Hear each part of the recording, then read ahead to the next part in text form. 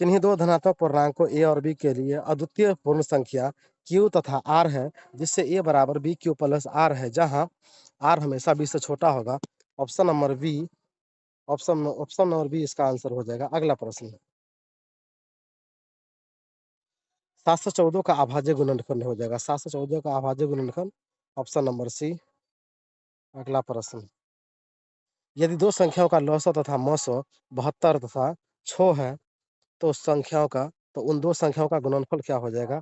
इन दोनों को यदि गुना करेंगे तो आपका 432 आंसर आ जाएगा। अगला प्रश्न, यदि दो संख्याओं का गुणनफल तथा मौसअ क्रमशः 2366 एवं 13 हो, तो उनका लौसअ कितना हो जाएगा? ऑप्शन नंबर ए 182 हो जाएगा। अगला प्रश्न, एक परिमेय संख्या का व्यापक रूप p बट्टा q है, जहां पर q बराबर 0 नहीं होना चाहिए, तो आपका आंसर हो जाएगा option number C. Option number C, q बराबर 0 नहीं होगा। अपरिमेय संख्या का उदाहरण दीजिए। अपरिमेय संख्या रूट 225 ये परिमेय संख्या हो जाएगा, इसका 15 का, और 324 का 18 हो जाएगा, 484 का 22 हो जाएगा, 624 हमारा अपरिमेय संख्या। Option number D. अगला प्रश्न, निम्नलिखित में से कौन सरलतम रूप में है? कौन सरलतम रूप में है? तो ऑप्शन नंबर आपका हो जाएगा सी, यानी 5/24। ये आपका इसके नीचे ये संख्या नहीं काटा जा सकता है। अगला प्रश्न, 5005 का 5005 का फल इसमें होने वाला है 5 गुने 7 गुने 11 गुने 13। यदि इस संख्या को गुना करेंगे ऑप्शन नंबर डी को, तो आपका 5005 आंसर आ जाएगा। अगला प्रश्न, पाई किस प्रकार की संख्या है? तो पाई एक अपरिमेय संख्या है। Option number B. अगला प्रश्न, निम्नांकित में से कौन सी युग्म संख्याएं सहअभाज्य है? सहअभाज्य है। जब भी सहअभाज्य की बात करेगा तो उसका HCF 1 होना चाहिए, यानी कि इसका ऑप्शन हो जाएगा आंसर, यानी कि ऑप्शन नंबर डी 4255। अगला प्रश्न, निम्नांकित में से कौन बहुपद है? कौन बहुपद है? Option number B, option number C, option number C, option number C 2x+3 ये बहुपद है। इसमें रैखिक बहुपद का व्यापक रूप ax+b, जहां पर a बराबर 0 नहीं होना चाहिए। a बराबर 0 होने पर जो a चर का जो पद है वो समाप्त हो जाएगा। अगला प्रश्न, x² - 2x और -3 का जो हल करने पर आप पाएंगे इसका आंसर हो जाएगा ऑप्शन नंबर सी।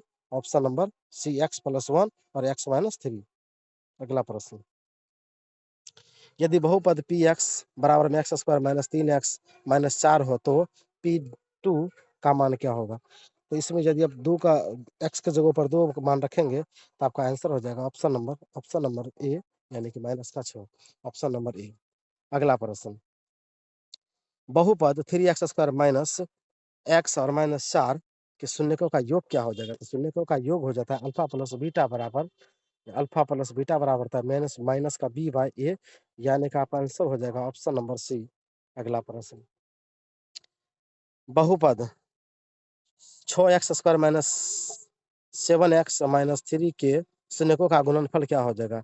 इनका गुणनफल हो जाएगा इसका गुणनफल, यानी कि अल्फा इंटू बीटा का, यानी कि जो सूत्र होता है c/a, यानी कि -3/6। आपका आंसर हो जाएगा ऑप्शन नंबर बी, यानी कि -1/2।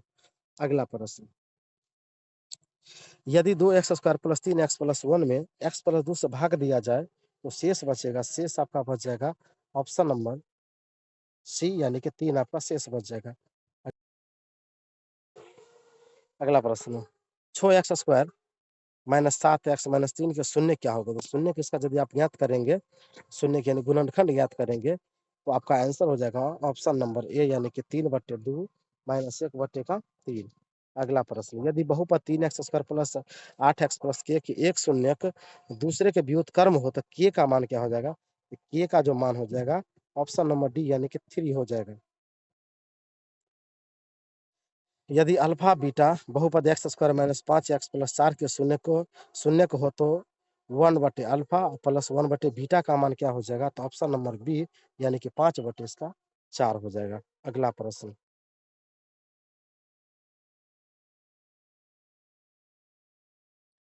युगपत रैखिक समीकरण a1x + b1y + c1 = 0 तथा a2x + b2y + c2 = 0 का अद्वितीय हल है, यदि यदि यदि वह कौन सी संख्या है? ऑप्शन नंबर बी, यानी कि a1/a2 बराबर नॉट इक्वल टू b1/b2। अगला प्रश्न, यदि समीकरण 2x + 3y बराबर 50 में y का मान यदि -4 है तो x का मान कितना होगा? x का जो मान हो जाएगा वो आपका हो जाएगा ऑप्शन नंबर डी, यानी कि 31 हो जाएगा। इसको हल करने के बाद जब इसका आपको पूरा हल चाहिए, सॉल्यूशन चाहिए, तो कमेंट में आप लिख सकते हैं, मैं इसका हल पूरा दे दूंगा। यदि दो युगपत रैखिक समीकरणों के आलेख रेखाएं संपाती हो तो उनका हल क्या हो जाएगा? उनका हल हो जाएगा अनंत, क्योंकि जब भी एक ही रेखा पर कई ग्राफ बनेंगे तो उसका जो हल होगा अनेक हो जाएगा। अगला प्रश्न, यदि दो संख्याओं का गुणनफल तथा योगफल क्रमशः 12 7 हो तो उसका अंतर क्या हो जाएगा? तो सबसे पहले 12 का खंडन करेंगे तो 4 और 3 के रेशियो 4 और 3 में आएगा 4 तिया 12, और 4 और 3 को जोड़ने के बाद 7 आएगा तो उनका अंतर हो जाएगा 4 में से 3 घटाने के बाद उसका आंसर, यानी कि ऑप्शन नंबर सी 1 हो जाएगा। अगला प्रश्न, x + y = 14 तथा x - y = 4 हो तो x और y का मान यदि आप सॉल्व करेंगे तो समीकरण फर्स्ट और सेकंड मान करके तो आपका आंसर हो जाएगा ऑप्शन नंबर बी, यानी कि 9,5 हो जाएगा। अगला प्रश्न, शून्य को -2 तथा -3 वाला द्विघात बहुपद हो जाएगा, यानी कि अल्फा का मान -2 दे रखा है और बीटा का मान -3 दे रखा है। तो द्विघात बहुपद के सूत्र में यदि उसको सॉल्व करेंगे तो आपका आंसर हो जाएगा option number option number D, x² plus 5x plus में 6, यही आपका आंसर हो जाएगा। अगला प्रश्न, बहुपद cx² plus bx plus a के शून्यकों का योगफल क्या होगा? तो अल्फा प्लस बीटा करेंगे तो -b/c आपका, यानी कि ऑप्शन नंबर सी हो जाएगा, -b/c आपका आंसर हो जाएगा। अगला प्रश्न, दो अंकों से बनी संख्या x y है तो इसे लिखा जा सकता है 10x प्लस का y, 10x प्लस y। अगला प्रश्न,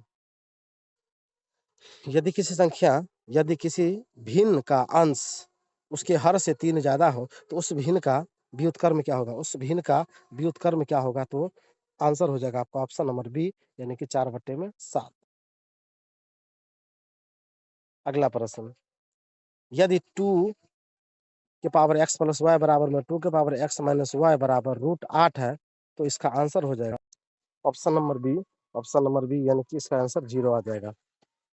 अगला प्रश्न, द्विघात समीकरण bx² प्लस सी एक्स प्लस ए बराबर 0 के विवेचक का मान क्या हो जाएगा? तो जब भी हम डी निकालते हैं द्विघात समीकरण निकालते द्विघात बहुपद निकालते हैं तो यानी आपका आ जाता है b² माइनस, द्विघात समीकरण निकालते हैं तो b² माइनस का 4ac आपका ऑप्शन नंबर ए। अगला प्रश्न, द्विघात समीकरण x² माइनस x प्लस 2 का विवेचक क्या हो जाएगा? जब इसको हल करेंगे तो आपका आंसर आ जाएगा ऑप्शन नंबर बी, यानी कि -7 हो जाएगा। अगला प्रश्न, द्विघात समीकरण x² माइनस 13x प्लस 42 बराबर 0 के मूलों की प्रकृति कैसी होगी? तो आपका आंसर हो जाएगा ऑप्शन नंबर ए, यानी कि वास्तविक और असमान। अगला प्रश्न, cos² प्लस 1/cos² इसको यदि अगर आप हल करेंगे तो आपका आंसर आ जाएगा ऑप्शन नंबर डी 1। यदि sin थीटा बराबर 4/5 है तो cos थीटा का मान कितना हो जाएगा? आपका आंसर हो जाएगा 3/5। ये 2 नंबर का सवाल है, सभी के सभी सॉल्व करेंगे तो आपका आंसर निकल जाएगा। अगला प्रश्न, यदि त्रिभुज एबीसी में कोण एबीसी बराबर 90 डिग्री तो tan A का मान क्या होगा? tan A का मान, यानी कि आपका आंसर हो जाएगा ऑप्शन नंबर बी, यानी कि BC/AB हो जाएगा। अगला प्रश्न, साइन 69 डिग्री और कोस 21 डिग्री का मान क्या हो जाएगा? तो इसका मान हो जाएगा आपका ऑप्शन सी, यानी कि 1। अगला प्रश्न, निम्नांकित में से कौन इकाई के बराबर नहीं है? कौन इकाई के बराबर नहीं है? तो टेन स्क्वायर माइनस का sec square, option number D. अगला प्रश्न, यदि टेन थीटा बराबर कोट थीटा हो तो थीटा का मान क्या हो जाएगा? थीटा का मान हो जाएगा ऑप्शन नंबर बी, यानी कि 45 डिग्री। अगला प्रश्न, कोस 30 किसके बराबर है? तो कोस 30 का मान होता है √3/2, तो ये साइन 60 का मान हो जाएगा ऑप्शन नंबर सी। अगला प्रश्न, cos 0 degree, cos 1 degree, cos 2 degree, cos 89 degree और कोस 90 डिग्री। इसका जो आंसर हो जाएगा ऑप्शन नंबर बी यानी कि 0। इसका आंसर क्या हो जाएगा आपका 0। अगला प्रश्न, कोट थीटा बराबर क्या होता है? कोट थीटा बराबर होता है कोस थीटा बट्टे में साइन थीटा, कोस थीटा बट्टे में साइन थीटा। अगला प्रश्न, समकोण त्रिभुज एबीसी में कोण बीएसी बराबर 90 डिग्री, तो कोस सी का मान क्या होगा? कोस सी का मान ऑप्शन नंबर बी यानी कि साइन बी हो जाएगा। अगला प्रश्न, यदि साइन 77 डिग्री बराबर एक्स हो तो कोस 77 का मान क्या हो जाएगा? कोस 77 का मान आपका आंसर हो जाएगा ऑप्शन नंबर बी यानी कि √1 माइनस एक्स स्क्वायर। अगला प्रश्न, sine 30 plus cos 60 plus tan 45 का मान क्या हो जाएगा? टेन 45 का मान क्या हो जाएगा? तो आपका आंसर हो जाएगा सी यानी कि ऑप्शन नंबर सी यानी कि आपका आंसर हो जाएगा 2। अगला प्रश्न, सेक स्क्वायर 60 गुने sine square 45 minus ten square 45 गुने कोसेक स्क्वायर 30, इसका मान क्या हो जाएगा? इसका आंसर क्या हो जाएगा? तो इसका आंसर हो जाएगा, इसका आंसर हो जाएगा ऑप्शन नंबर ए यानी कि 0। ऑप्शन नंबर ए यानी कि इसका आंसर हो जाएगा 0। अगला प्रश्न, यदि त्रिभुज बी एबीसी सर्वांग सम त्रिभुज डी ई एफ है तो ए सी बट्टे में डी एफ बराबर क्या हो जाएगा? ए सी बट्टे में डी एफ, इसका आंसर हो जाएगा आपका ऑप्शन नंबर यानी कि बी सी बट्टे में ई एफ, बी सी बट्टे में ई एफ। 48 नंबर क्वेश्चन है। 48 नंबर क्वेश्चन है कि किस प्रकार के दो त्रिभुज सर्वदा समरूप होते हैं? समरूप यानी कि समकोण में एक कोण 90 डिग्री होता है, विषमबाहु में तीनों कोण अलग अलग होते हैं, समद्विबाहु में दो कोण एक जैसा और तीसरा कोण भिन्न होता है, और समबाहु त्रिभुज में सभी बराबर होते हैं। तो यही हो जाएगा आपका ऑप्शन नंबर डी। अगला प्रश्न, एक्स अक्ष तथा वाई अक्ष के कटान बिंदु को क्या कहा जाता है? मूल बिंदु कहा जाता है, मूल बिंदु कहा जाता है। अगला प्रश्न, बिंदु -4 -3 की मूल बिंदु से दूरी निकालने पर आपका पता चलेगा, आपका आंसर हो जाएगा ऑप्शन नंबर बी यानी कि 5 इकाई। अगला प्रश्न, मूल बिंदु के निर्देशांक, मूल बिंदु के निर्देशांक होते हैं 0,0। अगला प्रश्न, बिंदु -5,8 का भुज क्या होगा? तो भुज आपका हो जाएगा -5 और कोटि की अगर बात करता तो आपका हो जाता 8। अगला प्रश्न, -7 -12 की एक्स अक्ष से दूरी क्या है? एक्स अक्ष से दूरी क्या है? आपका आंसर हो जाएगा ऑप्शन नंबर डी यानी कि 12 इकाई। अगला प्रश्न, बिंदु 7,13 तथा 10,9 के बीच की दूरी क्या हो जाएगा? दूरी आपका निकल जाएगा ऑप्शन नंबर बी यानी कि 5। अगला प्रश्न, वाई अक्ष पर स्थित किसी बिंदु का निरूपण क्या होता है? तो 0,y क्या हो जाता है आपका आंसर? 0,y यानी कि ऑप्शन ए, ऑप्शन ए। अगला प्रश्न, बिंदु 4,7 तथा 6,5 को मिलाने वाले रेखाखंड के मध्य निर्देशांक क्या होता है? इसका जो मध्य निर्देशांक हो जाएगा यहाँ पर 5,6 हो जाएगा, 5,6 यानी कि x1 प्लस x2 बट्टे में 2। अगला हो जाएगा y1 प्लस y2 बट्टे में 2। अगर सॉल्व करेंगे तो आपका 5,6 आपका आंसर आ जाएगा। अगला प्रश्न, किसी त्रिभुज की माध्यिकाएं एक दूसरे को किस अनुपात में विभक्त करती है? तो आपका आंसर हो जाएगा ऑप्शन नंबर ए यानी कि 2:1 में। किसी त्रिभुज के लंब समद्विभाजक के कटान बिंदु को क्या कहा जाता है? परिकेंद्र कहा जाता है, परिकेंद्र कहा जाता है। क्या कहा जाता है? परिकेंद्र, ऑप्शन नंबर बी। अगला प्रश्न, समकोण त्रिभुज में न्यून कोण की अधिकतम संख्या कितनी हो सकती है? न्यून कोण की अधिकतम संख्या 2 होती है, अधिकतम संख्या 2 होती है। यदि एक समरूप, यदि एक त्रिभुज का एक कोण दूसरे त्रिभुज के एक कोण के बराबर हो तथा उन कोणों को अंत निर्हित करने वाली भुजा एक ही अनुपात में हो तो त्रिभुजों के बीच संबंध क्या होगा? तो वो समरूप हो जाएगा। क्या हो जाएगा? वो समरूप हो जाएगा। अगला प्रश्न, किसी वृत्त की त्रिज्या तथा जीवा की लंबाई 29 सेंटीमीटर तथा 40 सेंटीमीटर हो तो वृत्त के केंद्र से जीवा की लंबिक दूरी क्या हो जाएगी? लंबिक दूरी क्या हो जाएगी? तो आपका आंसर होगा option number B, option number B यानी कि 21, ऑप्शन नंबर बी यानी कि 21 सेंटीमीटर। अगला प्रश्न, 7 सेंटीमीटर त्रिज्या वाली अर्ध वृत्त की परिमिति क्या होगी? तो आपका आंसर हो जाएगा ऑप्शन नंबर डी यानी कि 36 सेंटीमीटर, ऑप्शन नंबर डी यानी कि 36 सेंटीमीटर। अगला प्रश्न, अगला प्रश्न, 14 सेंटीमीटर व्यास वाले वृत्त का क्षेत्रफल क्या हो जाएगा? 154 वर्ग सेंटीमीटर। 154 वर्ग सेंटीमीटर। अगला प्रश्न, यदि समबाहु त्रिभुज का क्षेत्रफल 4√3 सेंटीमीटर स्क्वायर है तो इसकी परिमिति क्या होगा? हल करने के बाद आपको पता चलेगा, आपका आंसर आ जाएगा ऑप्शन नंबर डी। अगला प्रश्न, वृत्त की सबसे बड़ी जीवा क्या कहलाती है? वृत्त की सबसे बड़ी जीवा क्या कहलाती है? व्यास। क्या कहलाती है? व्यास। Option number B. अगला प्रश्न,